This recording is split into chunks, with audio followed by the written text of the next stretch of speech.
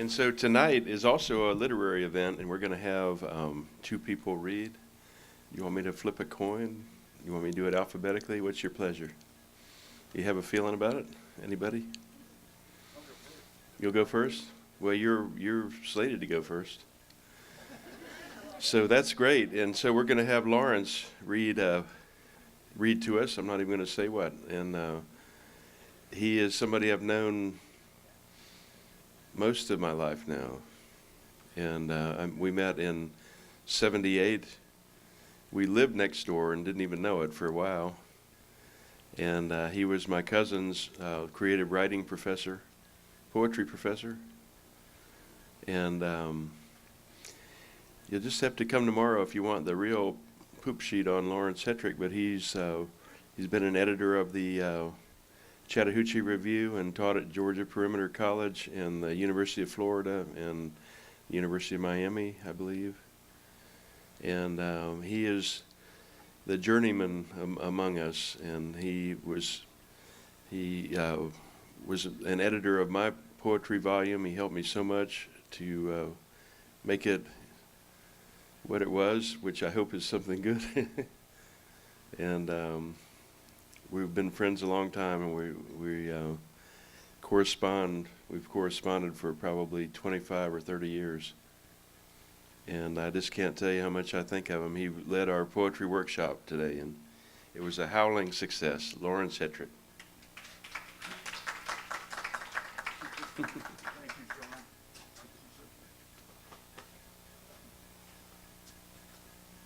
John.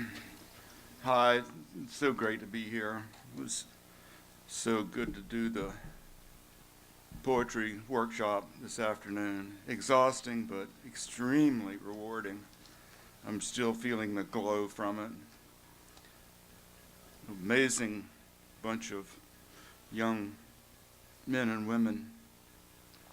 Sean requested this poem. It's one poem. It's a little bit long, but it's not.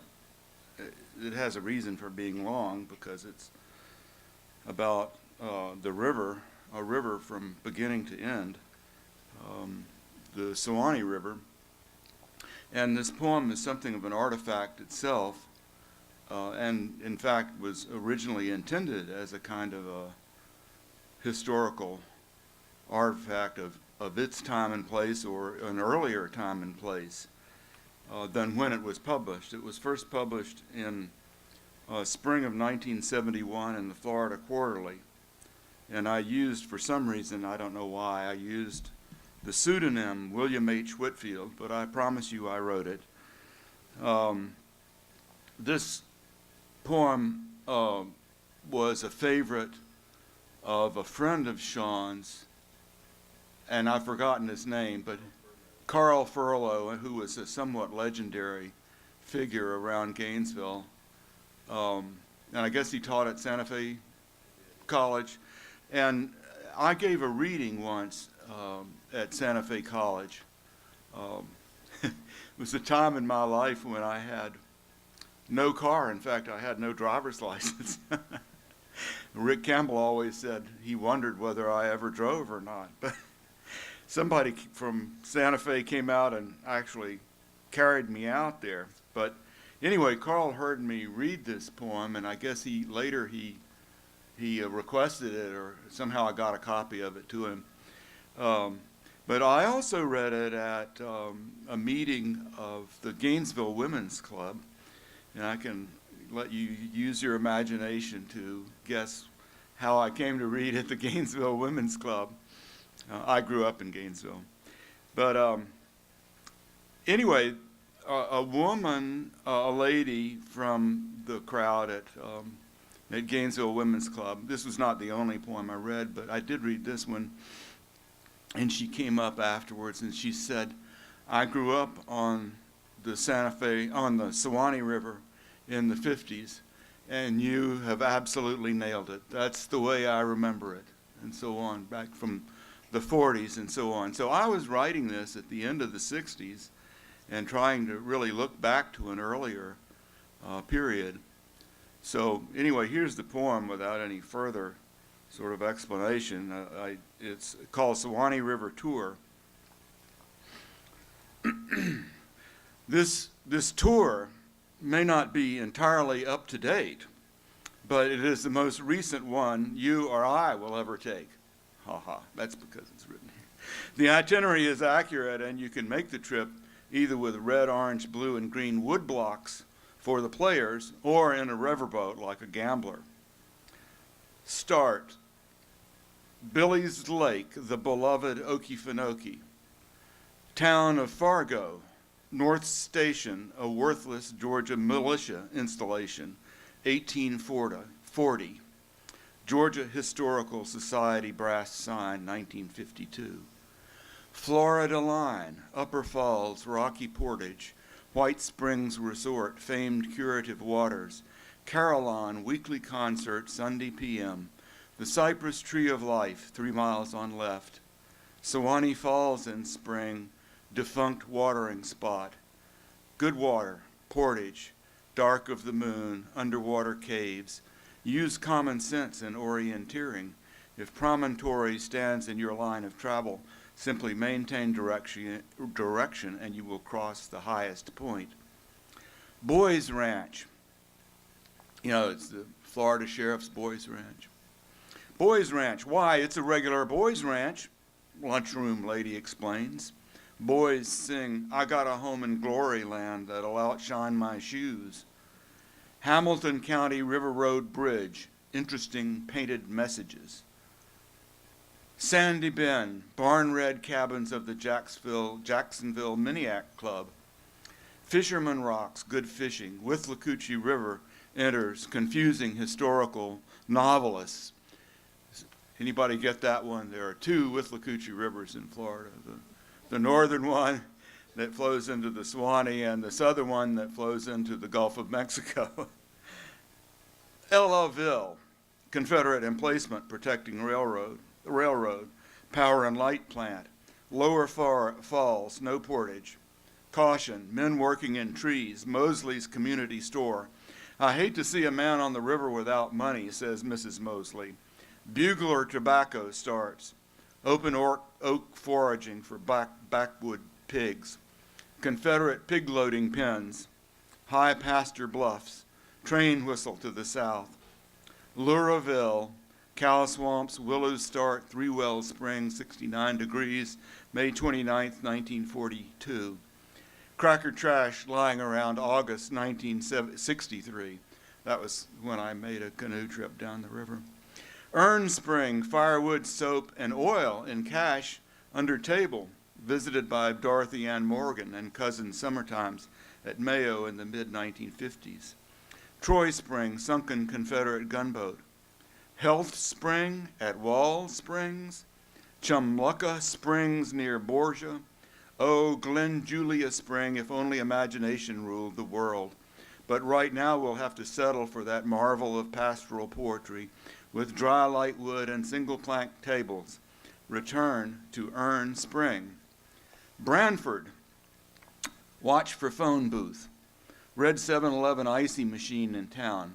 Willow bonnets and clogs, skiers below, no name spring, fish camp, yellow light bulbs and trees. This is a joke about the yellow light bulbs and trees. Harry Crews had I think his novel was Feast of Snakes. And in it, a South Georgia man says, can't trust any country where every tree's got a light in it and a pole propping it up. Of Florida. So I had my yellow light bulb. I told Harry that was good. He said, yeah, I got that from a guy, at a gas station, blah, blah, blah. You ain't nothing but a hound dog on bubbling jukebox, red and green. Sandy Fee River enters, exits northeast to Worthington Springs, Lake Santa Fe Bay, and the house Bay View, west of Church Boat Landing in Melrose. At low water, Sandy Point, Rock Bluff Springs, good breakfast if you cook it yourself. Rock Bluff Free Ferry, name of a banjo tune. Endless Bends, Copper and Little Copper Springs. It's just around the next bend. Sewanee River Jungle and Cypress Knees. I want to hold your hand on jukebox at bus station. Eat good breakfast there. Fannin Springs, 40-foot diving tower, 6 times.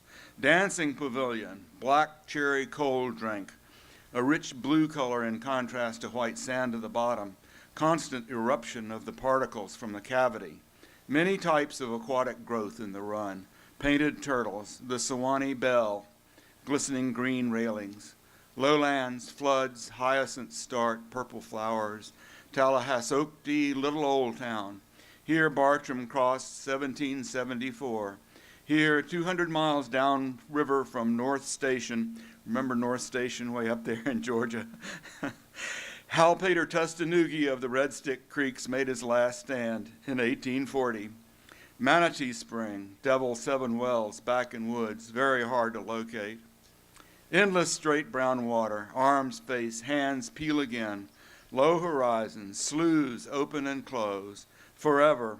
Vista, Hyacinth's Inn, Demery Hill, a fiddle tune. Here the sun goes down in the water. Everything ends. The river opens into the Gulf of Mexico, which is blue on road maps and orange on gas station signs. Everything ends in a moment of recovery. That's the poem. Thank you very much. No verbs in that poem, I think. Maybe one or two. Is it the way you remember it? Yeah. It just keeps getting older and older.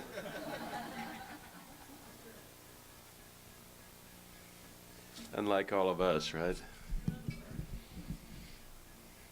And so, was it a year ago? I had a chapbook published and was invited to a writers' festival in Tuscaloosa, Alabama by Slash Pine Press at the university, and I had met previously at a writers' conference in St. Augustine, and I just realized we both read at the same time. We had our books come out at the same time with Anhinga Press. And so we must have a kind of synchronicity, you know. We had our chapbooks come out at the same time, and I heard at the Museum of Speed and Machine or something like that, some strange museum in Alabama at the university, Shane read from his chapbook, and I read later on that day.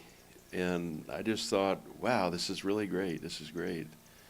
And the minute I heard him, I had to have him come read at our Poetry and BBQ. And so we made friends on that trip. We rode around with Jen Stripson in his van, and we had a great time. And I just can't tell you how highly I regard his poetry and him, Shane Seeley.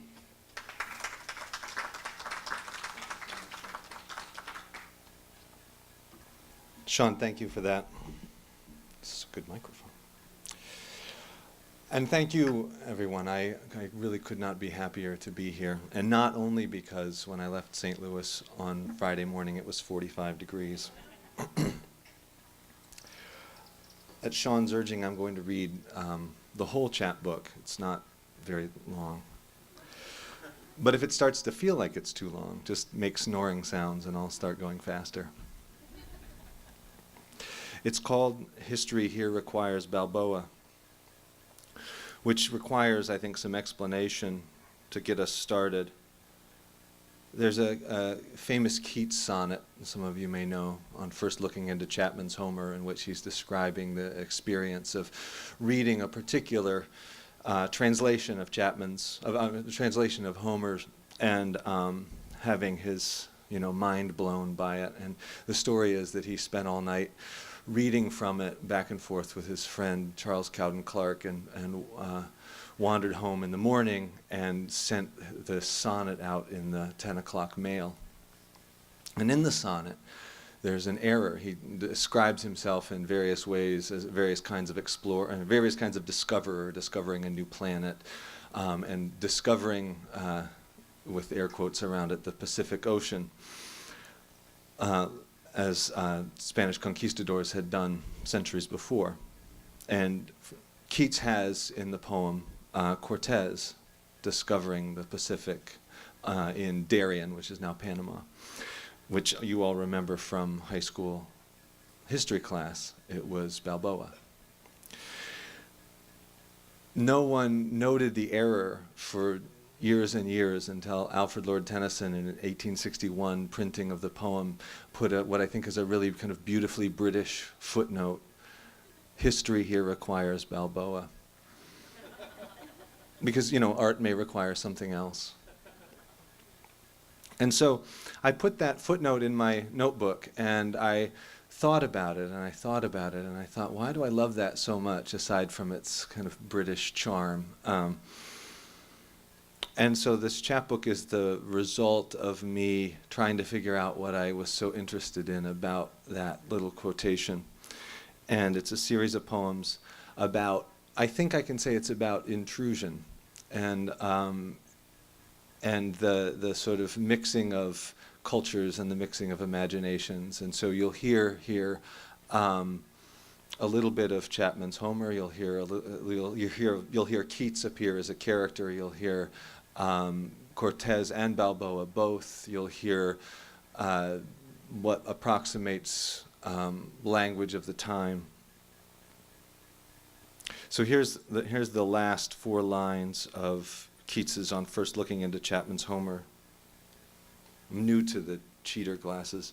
I sometimes go like this and then I take them off to read, which doesn't work.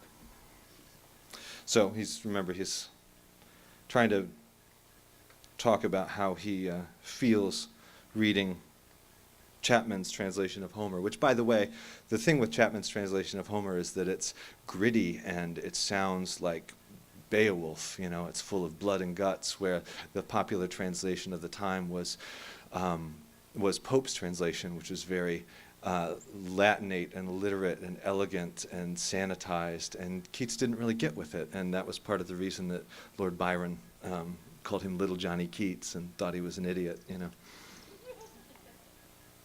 This is just about literary gossip. Or like stout Cortez, when with eagle eyes he stared at the Pacific, and all his men looked at each other with a wild surmise, silent on a peak in Darien. It was Balboa who descended from the jungle there into the Pacific's wash, Balboa's men who hacked with swords crosses in the shoreline trees and piled rocks in cairns to mark the spot of their arrival. Balboa's chaplain who sang Te Deum, the hymn of praise, as the men knelt in the tide-washed sand, and Balboa himself, filthy, bruised, and insect-bitten, who waded, sword and flag in hand, into the sea and claimed the whole of it for Spain. That year, Cortez grew fat in Cuba, 6 years before he landed as the feathered serpent god before the Aztecs in Tenochtitlan, before he strode the causeways of Lake Texcoco, before he slept in the cool stone rooms of the Aztec nobles' houses, 8 years before the Aztecs fell. And here's a little bit of Chapman's Homer, and then me. Then forth he came, his both knees faltering, both his strong hands hanging down, and all with froth his cheeks and nostrils flowing, voice and breath spent to all use, and down he sank to death. The sea had soaked his heart through.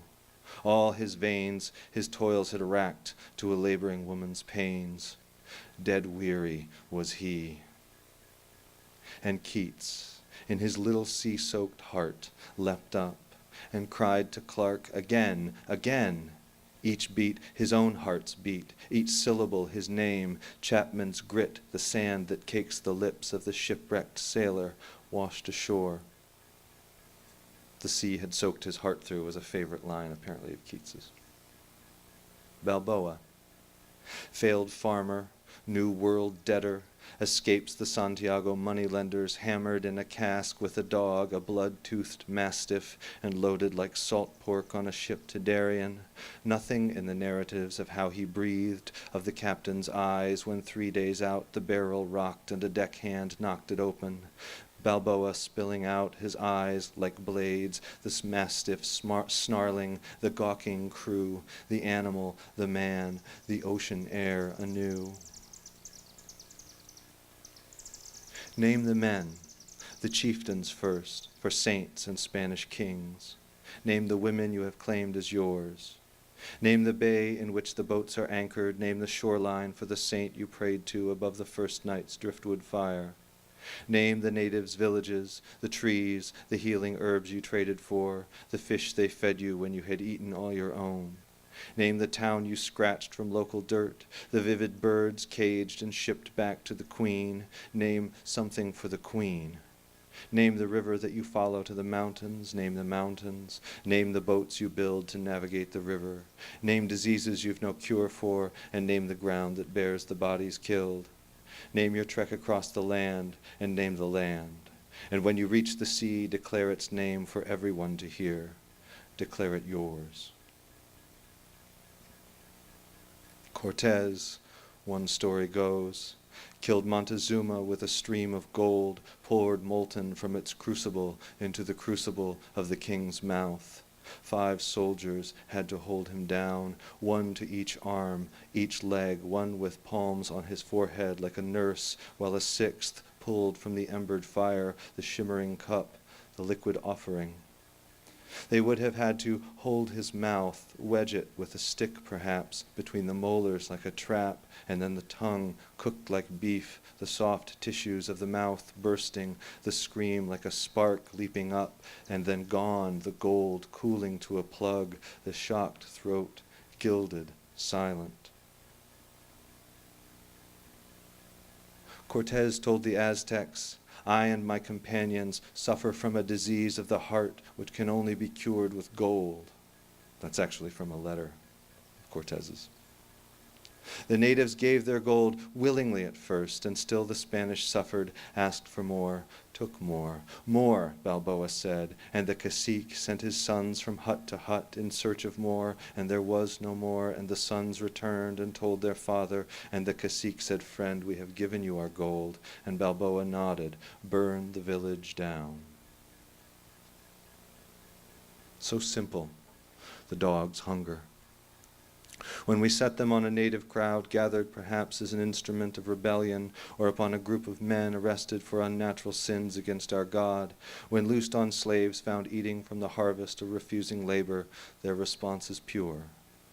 So pure, the dog's hunger, the animal lust for blood they seem to breathe for.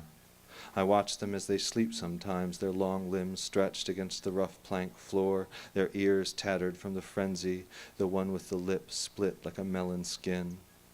So peacefully they rest in the shaded corner of this little room that they might seem in sleeping to be most themselves.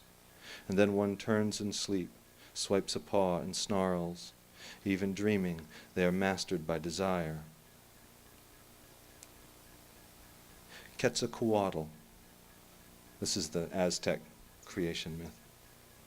Quetzalcoatl bled the bones to life, bones stolen from the underworld, ground to powder, spread across the valley floor. Quetzalcoatl opened himself at heart and groin, and sowed his blood into the powdered bones, and bid them rise, and rose into the sky, and left the people of the 5th sun in a debt of blood, and so the Aztecs took to war, harvesting alive their enemies. The priests would sow their blood across the pyramids of Tenochtitlan, could hold aloft their beating, severed hearts in offering to the feathered serpent god whose blood they bled, the debt to whom would forever go unpaid. Balboa's patinated effigy looms above a square in Spain. His legs are thickly muscled from the trek through Darien. His feet are bare. Extended behind him in his right hand is a sword, blade pointed at the ground. In his left hand stretches forward, fingers clenched. As if against a wind, his head tips back and his eyes stare blank and wild. At what? What recedes even as he reaches for it? What desperate need spasms in his hand? He, the conquistador victorious, he, standing on the lip of the southern sea. That foot, that bare, raw Spanish foot. What jungle parasite must have burrowed there? What worm partaken of that flesh? What awful itch or needle of pain? What foul rot in wet boots? What jungle swamp? What egg laid and hatched? What rash? What reddened skin? What scratching in the dark with a dagger's point? What body infiltrated the larger body, made the larger body host? What urgent hunger pressed it deeper in? Keats, his lungs full of pure serene, staggers home between moon and sun. The page awaits, and soon Cortez, much traveled in the realms of gold, will take his place in Darien among the soldiers and the native guides, his armor gleaming in the jungle sun. His pose is Keats's own, the poet's mix of dread and wonder at the world transformed. He shades his eyes. Keats, that quiet stowaway, needs only Cortez's I am, the heartbeat in his name. Aztec, Maya, Zapotec, Carib, Taino, Arawak, Masahoa, Tzeltal, Masateca, Huastec, Cha'ol, Chinantec, Purepecha, Miche, Tlaxcalan, Lukukaire, Siboney, Guanahatabe, Chibchan, Chacoan, Cueva, Spanish. Engravings of the time show natives prying the mouths of prone Spaniards, filling them with molten gold, as if to say, take all you want, may it soothe your fevers, as if the Spaniards' hungers were not their own. The Spaniards' eyes are quiet, so are the eyes of the natives. The Spanish bodies turn stiffly sideways. They might be standing. We might be viewing this on the wrong plane. The Spaniards gathered, talking in mid-sentence, the natives emerging like clouds of smoke, like words from their open mouths. Te Deum, the hymn of praise. They were nothing if not thankful as the forest cleared and the ocean was revealed. Sated, they were humble, and they sang. Te Deum, the natives and their Christian names. Te Deum, the natives' enemies pushed out before the Spaniards. Te Deum, the ships that creaked with gold, the cages filled with brilliant birds. Te Deum, the man who crests the mountain, who could be anyone, for this mountain would reveal the sea to anyone who climbed it. Te Deum, the bird inside the chest, its song. Thank you very much.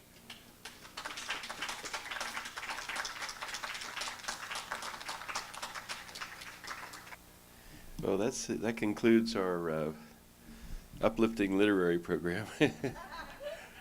And yes, Nancy.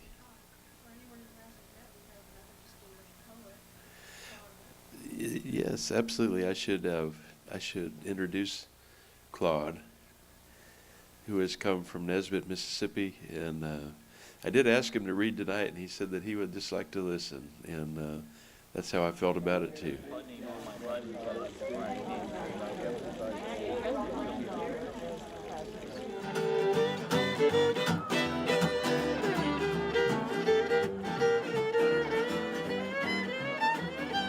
Good afternoon, everybody. We're going to get started with the student reading portion of Poetry and Barbecue at the Laura Writing Jackson Foundation. So we have a student here, Ashley Ferguson. I believe Ashley was at the Teen Writers Workshop. Is she? Oh, hi. Come on up. Ashley, would you say a few words about yourself? Yeah, no problem. I'm Ashley Ferguson. I'm a senior at Sebastian River High School. I'm 18 years old. The poem I'm going to read, I actually wrote as a nature journal for IB, where you sit outside and you kind of disconnect from all electronics. It's really like as a grounding experience. And the poem I wrote, it has no title, but it's I saw you a lot today. I saw you as the wind blowing through the trees, knocking leaves down ever so gently. One by one they fell, but you were there to catch them. You are the soft ground under mine and their bodies. You are the ant, triumphantly crawling up the leg of the porch chair, moving slowly but confidently. You are the heaven blowing, or you are the clouds in the sky watching me from heaven, blowing slowly away as to spend as much time soaking up the pure air in the stratosphere. You are the manly lizard crawling on the hood of your car, not moving because you like the feeling of the warm hood on your belly. You are the birds chirping, telling me that you love me ever so softly, so that only my ears can hear it. I whisper it back, but not with the air of sophistication and mystery as you do. You are everything else I see in nature. You are the world around me as I know it, protecting me and wrapping me in the blanket of blissful peace that only you as nature can. I love you, Dad. And I wrote that about, thank you. I wrote that about my father, Sergeant First Class Daniel Ferguson, who unfortunately was one of the 3 soldiers killed in the recent Fort Hood shootings. So it was just, I found it a very cathartic experience to kind of put it out there on paper, and I hope you enjoyed. Thank you.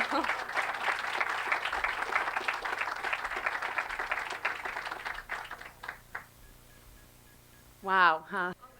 Okay. And Nick, are you in the program also? Okay, you come up here and tell us about yourself. Okay.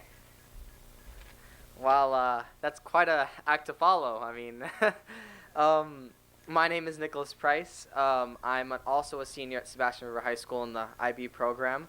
I actually I wanted to share with you a quick haiku before I go to my poem, because I found that when I do nature journaling, I really enjoy doing haikus. Because not only are they just like quick little poetry snippets, but it allows me to, it's kind of a challenge putting like one little thought about nature while I'm out there into like this whole 575 little structure. So I was thinking the other day about spring, and I came up with this one. Blossoms in the wind. Spring has infested the air. Sweet, stuffy noses.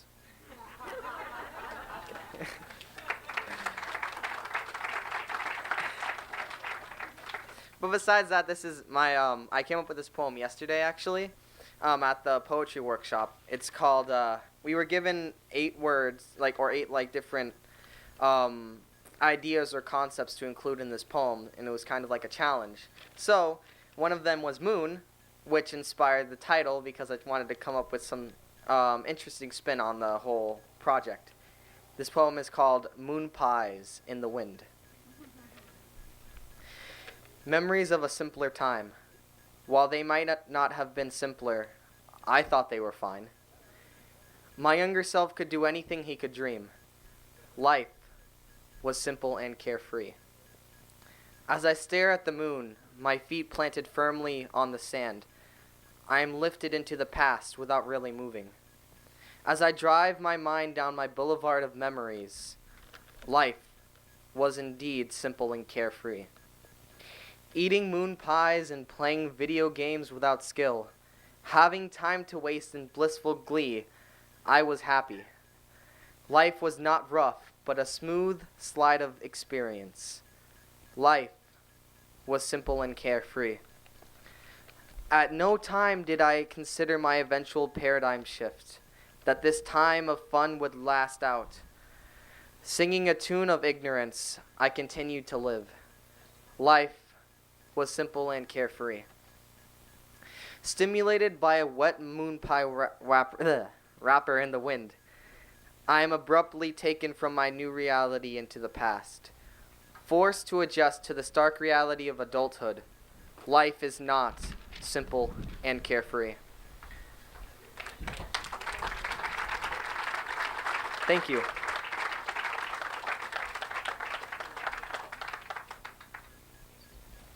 Hey, so aren't we lucky? Sean Sexton is going to come on up here and read us one of his original poems.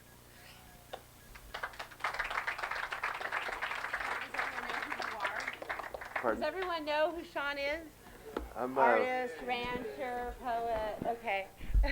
And board member of the Lower Riding Jackson Yeah. Foundation, and who put this Poetry and Barbecue together. I'm the event chair this year, as I've been for the last several. And anyway, I'm just so delighted that you're all here. Thank you for coming. And I'm going to read a poem to Shane It's actually dedicated to my cousin. But we were walking through the cow pens yesterday, and we were looking at the hardened state of the floor of the cow pens, and I was telling him how poetic I thought it was. And you know, we were supposed to have a lot of rain today, and we've been fearful, and so far we haven't had it. And I told somebody that it didn't matter if we got rain, then it'd be good for the ranch, and if we didn't get rain, it would be good for the event. So I couldn't lose today. You're all sort of my hedge against not having rain. It's called Mud. Digging out the squeeze chute for tomorrow's workday, I face mass hoof-pocked and raised, inert, mud left a month ago or more, keeping the catch holding the door with its frozen embrace. Time that breaks and shovels full, I chop, topple, and scrape away, chewing its foundation and hull, in chunks, prying seams apart, working emptiness up the chute with blade by jamming blade. This was what the cattle slogged through, heft and overburden of the land, carried to this cell of reproof, grabbing them leg by ambling leg to mold and cast their passing haste as we gained and held the upper hand. There's a story of the cocksure dairyman who formed and poured his parlor stoop, and alleys with concrete swearing then, I'm finished with mud for good. 3 days, 4 rains, 9 milkings logged, and where the cows come, gather and wait, near the landing out beyond the gate, stands a small, unmistakable bog. Swallowing rain, spewing dust, endured like bad government, guests unwanted, the mud belongs to us. Joining high ground, borrowing low, always or never, where supposed, the mud belongs to us. Thank you.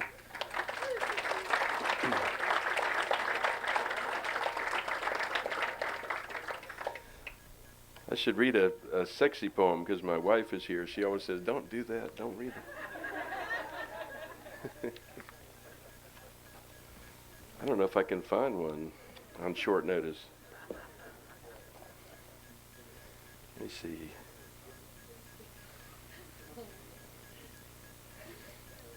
This is a poem I read, I've read at weddings. I'll read this for Marilyn. It's called State of Love. It's simple to say I love you. Morning wakens us shed of animosity, weathers of anger dissipated, passing like a front in the night. Now we're entwined, your face I kiss and cherish, everything dividing us somehow slept or worn away through the dark. We've returned to the elemental state of love, something between us neither asked for or known until it fell into our hands.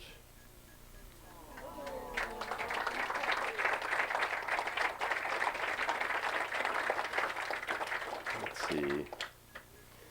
Well, I might as well end on a down note, you know. I mean, this is.